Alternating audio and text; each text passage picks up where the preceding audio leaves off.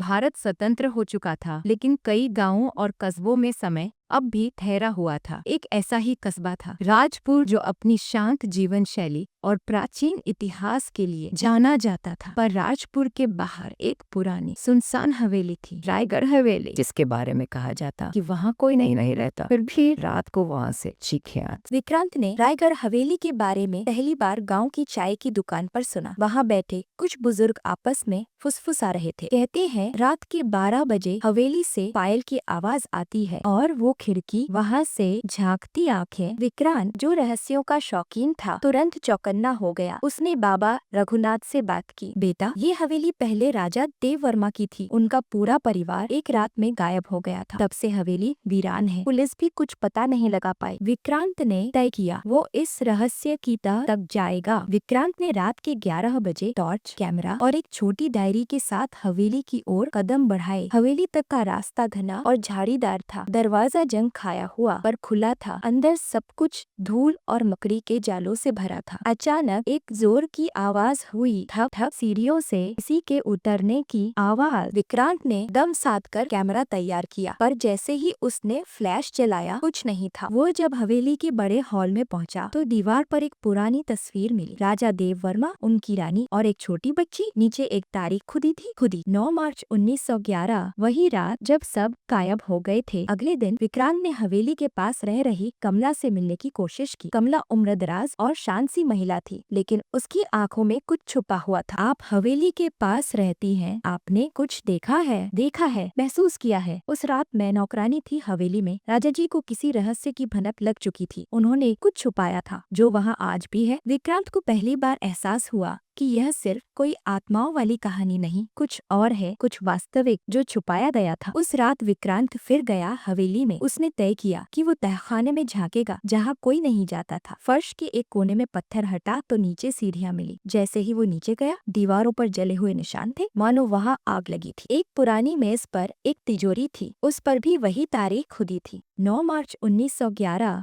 तिजोरी पर विक्रांत ने दिमाग लगाया। बच्ची की उम्र तस्वीर में लगभग 9 साल की थी। शायद कोड है। कोड डाला, तिजोरी खुले। अंदर थी एक लाल रंग की पुरानी डायरी। डायरी में राजा देव वर्मा की हस्तलिपि थी। उन्होंने लिखा था, मुझे शक है कि अंग्रेज सरकार हमसे कुछ छीनना चाहती है। मैंने पुराना खजाना तहखाने में नहीं, सुरंग के दूसरे छोर पर छुपाया है।